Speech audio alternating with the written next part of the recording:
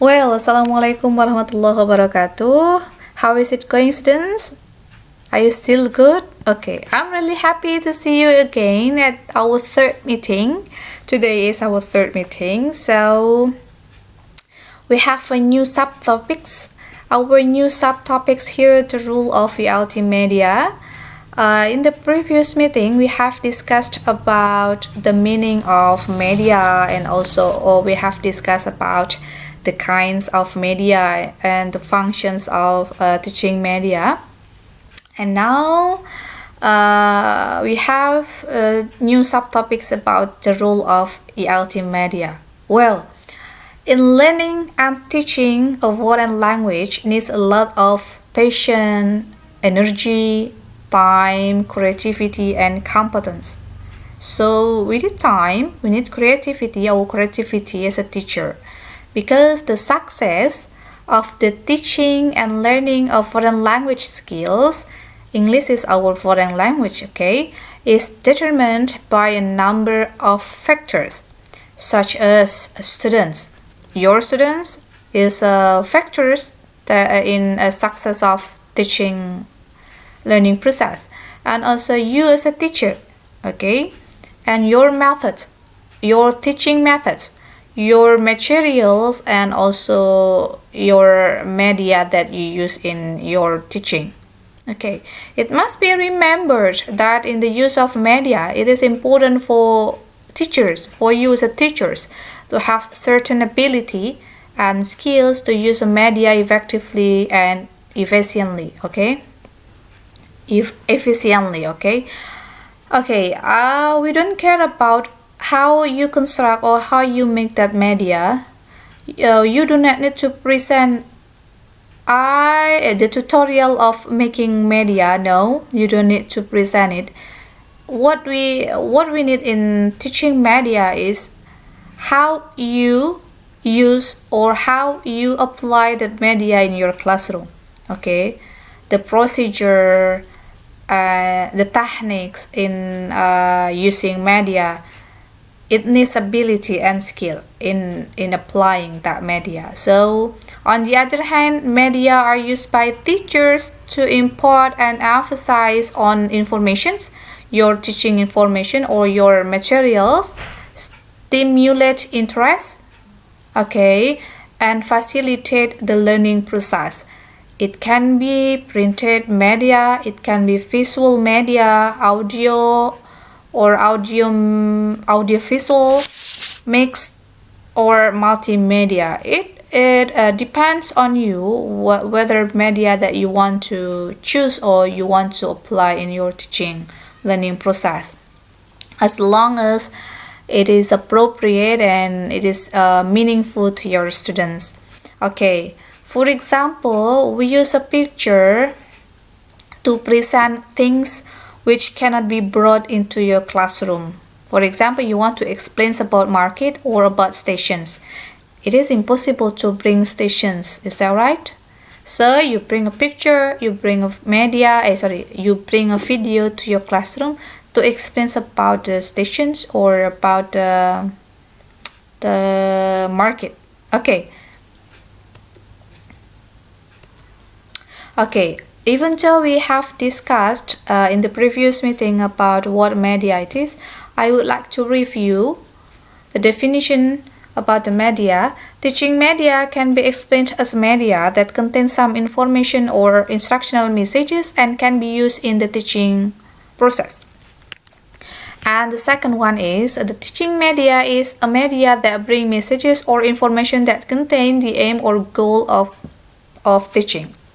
Actually, there are so many definitions about teaching media itself, but I try to sum up, and the most important that you have to know is media bring messages that help you to stimulate your students, to facilitate your students in learning your materials.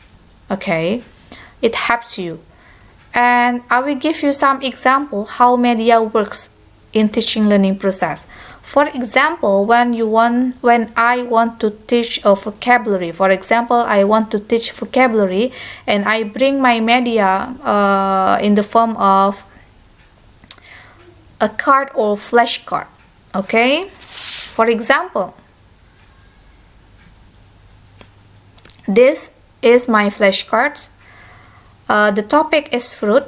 Okay, I would like to teach my, for example, elementary students about fruit, and I will show in my flashcard there is no meaning of apple, there is no meaning of banana in Indonesia, blueberry no, cherries no, but I want to motivate my students to directly think in the target language. The target language is English. So I will show the media to my students. What is it? And they automatically answer apple, banana, blueberry, cherries. Or sometimes when we want to tell to them or ask them about the meaning, what is banana? What is apple? What is blueberry? What is cherries? They will answer based on your media. They will answer, oh, banana is pisang. Okay, apple is apple. They do not answer by open the dictionary, or maybe they do not answer by reading the meaning of banana. There is no meaning here. Is that right? There is no meaning of banana in Indonesia. There is no meaning of blueberry in Indonesia. But when you try to ask the meaning to them about what is banana in Indonesia, they will answer it by your media. Okay, that's the one example of the use of media. Have you got it? Good. Now we move to the second slide. Why we use media? Why teacher use media? First one, integrated media in ELT classroom in order to improve learner motivation, integrated language skills, self-learning environment. So my previous example about flashcard, it improve learners' motivation. So they motivate to think about what the meaning of banana, integrated language skills, okay, and also self-learning environment. Self-learning environment. Do you think that my previous media, drive the students to self-learning environment? Yes. Without you as a teacher give the meaning of banana, they have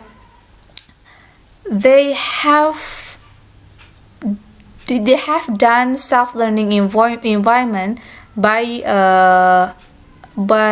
seeing your picture, by seeing a banana picture, and they directly answer. They directly have a correct answer about the meaning of banana. Okay, have you got it? Is it clear for you? I hope yes. Okay. Media provides learners with a more authentic learning environment. Okay, just compare when we teach a vocabulary by just using a text. Banana sama dengan pisang, okay? Apple sama dengan apple. Compare with using media that I provide to you, like flashcard. Which one is more interesting? Which one is more authentic? Okay, I believe in you that you have the answer, okay? And the third one is media provides students with a lot of practice through activities using picture, mass media, and so on. Okay, you can be creative by using a picture, using mass media and so on.